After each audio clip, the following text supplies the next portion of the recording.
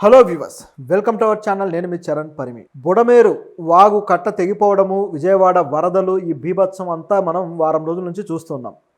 అయితే ఈ వరద వస్తుందని మాకు ముందే తెలుసు అని చెప్పి గవర్నమెంట్ ఒక ఆఫీసర్ అయితే పెద్ద ట్విస్ట్ ఇచ్చాడు. ఒక్కరోజు ముందు దీంట్లో వస్తుందనేది మాకు తెలిసింది. అంటే అప్రమత్తం ఉన్నారు టు సమ్ ఎక్స్టెంట్. వాళ్ళకి మనము మామూలు ట్విస్ట్ కాదు ఇది. అది ఈ వరదల్లో మునిగిపోయిన వాళ్ళకి ఇక పీకల దాకా నీళ్ళే కాదు, కోపం కూడా వచ్చేటట్టు చేశాడు ఈయన. ఎందుకంటే మాకు ముందే తెలుసు, అయినా సరే మేము చెప్పలేదు అంట. ఎవరైనా బుద్ధి ఉన్న వాళ్ళు, ఎవరైనా రెస్పాన్సిబిలిటీ ఉన్న వాళ్ళు ఎవరైనా ఈ విధంగా ప్రవర్తిస్తారా? అసలు వినగానే అది ఆయన ఒక ఇంటర్వ్యూలో చెప్తున్నాడు అనమాట. షాక్ అయిపోయాను నేనైతే.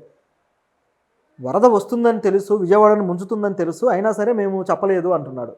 సో ఎవరయ్యా ఆయన అంటే ఆర్థిక శాఖ చీఫ్ సెక్రటరీ ఆర్పి సిసోడియా. సో ఈయన ఈ మాట్లాడినాడు. వేరే ఛానల్కు దానికి ఇంటర్వ్యూ ఇస్తూ ఈ రకంగా మాట్లాడడం జరిగింది. అయితే ఆయన మాటల్లో ఏమాత్రం బాధ్యత కనపడటం లేదు. సిన్సియర్గా తను పనిచేసినట్టు ఏమాత్రం కనిపించట్లేదు. అంటే ఒక ప్రభుత్వ అధికారిని మరి ఈ విధంగా అంటున్నాం అనొచ్చేమో, కానీ నిజంగా ఆయన బాధ్యతగా ఉన్నట్టయితే ప్రజల్ని అప్రమత్తం చేయాలి కదా. ఎందుకు రెడ్ అలర్ట్ ప్రకటించలేదని వారం నుంచి ప్రజలు నెత్తినోరు కొట్టుకుంటున్నారు. ఎందుకు చేయలేదంటే వీళ్ళు చెప్పే ఆన్సర్ కూడా భలే విచిత్రంగా ఉంది. ఈయన చెప్పేది, ఆ వరద వస్తుందని తెలుసు, కానీ అంత త్వరగా వీళ్ళని ఇక్కడ నుంచి దాదాపు 2.5 లక్షల మంది ప్రజలు, వరద ముంపు ప్రాంతాలు ఏవైతే ఉన్నాయో అక్కడ నివసిస్తున్న వాళ్ళు 2.5 లక్షల మంది ప్రజలు, వీళ్ళందరినీ కూడా అంత త్వరగా వేరే ప్రాంతాలకి, పై ప్రాంతాలకి తరలించడం సాధ్యం కాదు, అందుకని మేము చెప్పలేదు. అంటే వీళ్ళంతా మునిగిపోతే పోనీయేనా? సాధ్యం అవునో కాదో, ఎంతోమందిని కాపాడే ఫెసిలిటీస్ వస్తాయి కదా. పైగా వాళ్ళకే వాళ్ళు సొంత నిర్ణయాలు తీసుకొని వేరే మార్గాలు కూడా వెతుక్కుంటారు. ఎన్జిఓలు వస్తాయి, డిజాస్టర్ మేనేజ్మెంట్ సంస్థలు వచ్చి పనిచేస్తాయి. ప్రయత్నం అయితే చేయాలి కదా. అలా రిలాక్స్గా ఉండిపోతే జరిగిన తర్వాత ఇప్పుడు వచ్చి చెప్పడం ఏమైనా బాధ్యత కలిగిన పనేనా ఒక ప్రభుత్వ ఆఫీసర్కి? ఇప్పుడు ఈయన వ్యాఖ్యలు సీఎంఓలో కూడా కలకలం రేపుతున్నాయి. చంద్రబాబు గారి దగ్గర కూడా బాగా ఆయనకి పీకల లోతు కోపం వస్తుందట, ఎందుకు ఈ విధంగా వ్యాఖ్యానించాడు అని.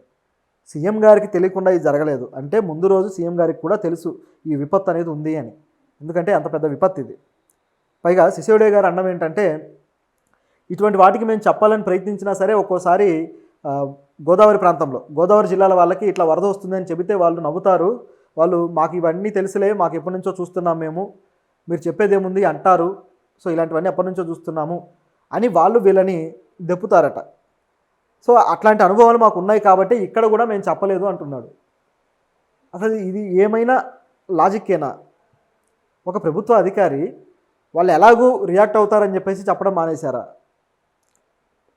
అంటే ఇది ఒక సాకులాగా కనపడడం లేదా? చెప్పకుండా ఎగ్గొట్టినందుకు ఆ తప్పు చేసి దాన్ని కవర్ చేసుకోవడానికి ఇది ఒక సాకులాగా కనపడుతుంది. గోదావరి జిల్లాల వాళ్ళకి ఎప్పటి నుంచో చూస్తున్నా సరే సమస్యే కదా. వాళ్ళలో కొంతమంది రియాక్ట్ అవుతారేమో, కానీ ఆ అలర్ట్నెస్ ఏదో అలా రియాక్ట్ అయ్యే 10 మందికో 25 మందికో కాదు, మొత్తం ఆ ప్రాంత జనాభాకి, వేల మందికి, లక్షల మందికి. ఇంకా మాట్లాడాలంటే వాళ్ళ జీవితాలన్నీ ఆగమైన తర్వాత అప్పుడు ప్రభుత్వం వచ్చి ఎక్స్గ్రేషియాలు ప్రకటించడాలు, అప్పుడు ఎన్జిఓలు వచ్చి సేవలు చేయడాలు, మరి ఇవన్నీ వీళ్ళందరి వాల్యుబుల్ టైం, ప్రభుత్వం దగ్గర ఉన్న ధనమంతా ఆ విధంగా ఖర్చు అయిపోవడాలు. అసలు ముందు కొంతమంది ప్రాణాలు పోయాయి, మరి వాళ్ళ పరిస్థితి ఏంటి? దాదాపు 30 మంది దాకా చనిపోయారు ఈ వరదల్లో. దాదాపు 300 దాకా పశువులు చనిపోయాయి, గేదెలు, ఆవులు, ఇవన్నీ కూడా చాలా బాధాకరమైన విషయం కూడా. ప్రస్తుతానికి ఆయన డిజాస్టర్ మేనేజ్మెంట్కి ఆయనే ఆధ్వర్యంలో ఉంది. తన ఆధ్వర్యంలో ఉన్నదాన్ని కూడా ఆయన సరిగ్గా సక్రమంగా పనిచేయించకుండా ఇలాంటి ఇబ్బందులు క్రియేట్ చేసి పెట్టాడని చెప్పాలి. సో ప్రభుత్వం ఒకవైపేమో జగన్ ఇది మ్యాన్ మేడ్ ఫ్లడ్స్ అంటున్నాడు, మరోవైపేమో లోకేష్ ఇవి జగన్ మేడ్ ఫ్లడ్స్ అని చెప్పేసి ఆయన అందుకున్నాడు. ఇవన్నీ జరుగుతూ ఉంటే ప్రజలకు చంద్రబాబు గారేమో లేదు ఈ బుడమేరు ఇట్లా తెగింది, ఇట్లా వచ్చిందని చెప్పేసి ఆయన వివరణ ఇచ్చే పని, అలాగే ప్రకృతి పర్యావరణవేత్తలు ఎవరైతే ఉన్నారో వీళ్ళు కూడా ఏం జరిగిందనేది వివరిస్తూ ఉన్నారు. అయితే వీటన్నిటిలో కూడా వీళ్ళు చెప్పే ప్రతి వెర్షన్లో కూడా కొన్ని లోపాలు ఉన్నాయి. ఏ వెర్షన్ పూర్తి స్థాయిలో నిజం కాదు.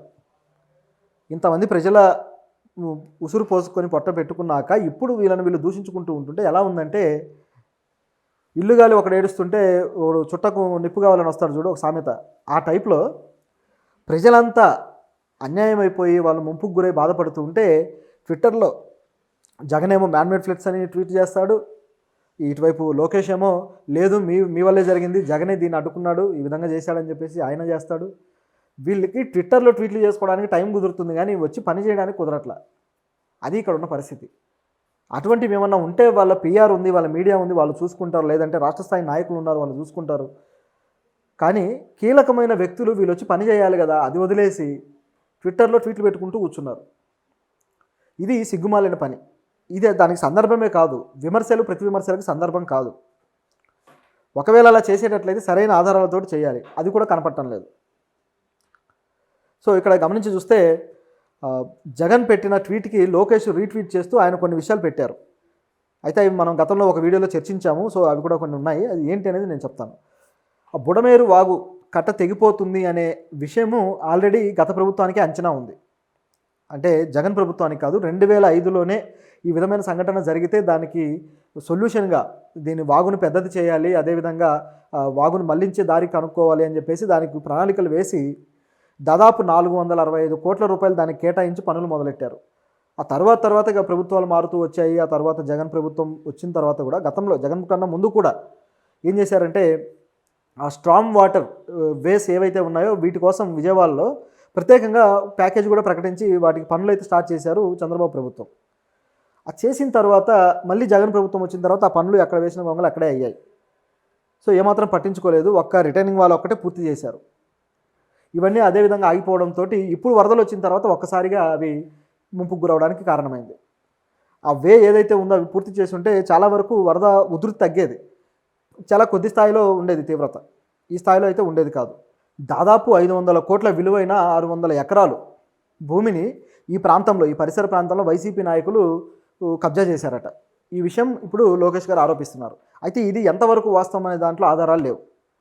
ఆ స్ట్రాంగ్ వాటర్ వేకి సంబంధించి కావచ్చు, లేకపోతే ఆ గండి ముందే పడుతుందని కావచ్చు, వీటన్నిటికీ అయితే మనం గతంలోనే మాట్లాడుకున్నాం, చారిత్రకంగా రికార్డ్స్ ఉన్నాయి. కానీ ఈ ఆరోపణ అయితే కాస్త సత్యదూరంగా ఉంది. అంటే వీళ్ళ మీద అన్నందుకు వీళ్ళు తిరిగి ఏదో ఒకటి అనాలి కాబట్టి ఈ విధంగా చేస్తున్న ఆరోపణలాగా ఇది ఉంది.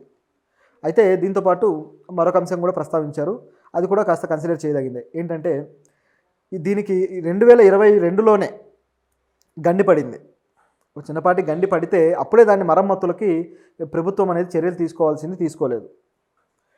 అవి తీసుకోకపోవడంతో ఆ మరమ్మత్తు కోసం కేటాయించిన డబ్బులు కావచ్చు, ఇవన్నీ కూడా ఏముంది, గత ప్రభుత్వంలో అన్ని డబ్బులు ఒకే వాటికి వాడారో అందరికీ తెలిసిందే, బటన్ నొక్కుడు కార్యక్రమాలకి. సో ఇప్పుడు అది భారీ స్థాయిలో విపత్తు జరగడం కోసం కారణమైంది. ఇది లోకేష్ గారు మెన్షన్ చేశారు. అయితే ఇది నిజమే. ఈ తరహాలో గతంలో జరిగినవి ఏంటి, గత ప్రభుత్వాలు చేసింది ఏంటి, వీళ్ళ ప్రభుత్వం చేసింది ఏంటి అని మెన్షన్ చేశారు.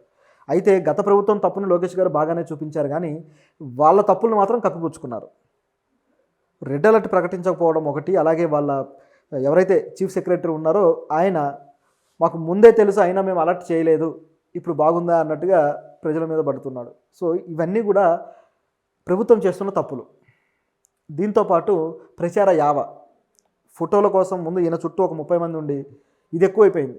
దీంతోపాటు ఆ రెస్క్యూ చేసిన టీమ్స్ సంబంధించి కూడా ఫుడ్ కావచ్చు, మిగతా సదుపాయాలు కావచ్చు, డ్రింకింగ్ వాటర్ కావచ్చు, ఇవేవి కూడా సరైన పద్ధతిలో ప్రజలకు అందించడంలో విఫలమయ్యారు. ఇది ఒప్పుకొని తీరాలి. చంద్రబాబు గారు కష్టపడుతున్నారు, శ్రమ చేస్తున్నారని పత్రికల్లో, వెబ్సైట్లో రాస్తున్నారు. ఓకే, ఆయన కష్టానికి రిజల్ట్ ఏంటి? ఆయన నిజంగానే కష్టపడుతున్నాడు, కానీ ప్రణాళిక సరిగ్గా లేకపోవడం అనేది ప్రజల్ని దెబ్బతీస్తుంది కదా. ఆ విజనరీ ఏమైపోయాడు అనేది ఇక్కడ ఉన్న ప్రశ్న. సో జరగాల్సిన నష్టాలు జరుగుతూ ఉంటే వీళ్ళు మాత్రం